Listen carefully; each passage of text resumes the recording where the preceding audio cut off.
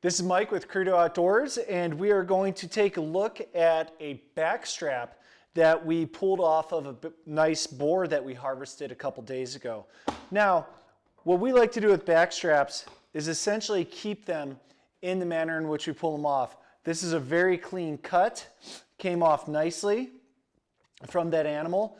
And what we like to do is portion the backstraps in larger portions than just steaks. We do that for a couple reasons. One, it just freezes better. It's a nicer cut of meat. Two, by keeping it into two large portions instead of 10 2-inch steaks, it decreases the surface area for oxidation to occur when you put it in the freezer. So what I'm going to do with this backstrap, I'm actually going to keep this silver skin on it.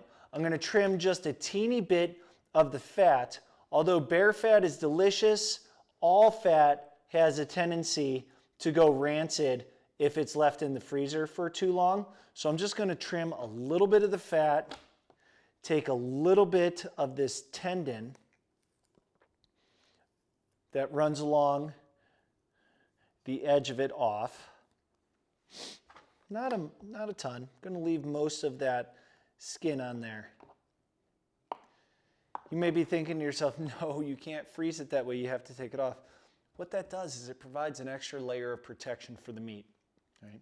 It's personal preference, and our personal preference and our recommendation is to leave that protection on there. There's no dirt, there's no hair, there's nothing like that that's on there.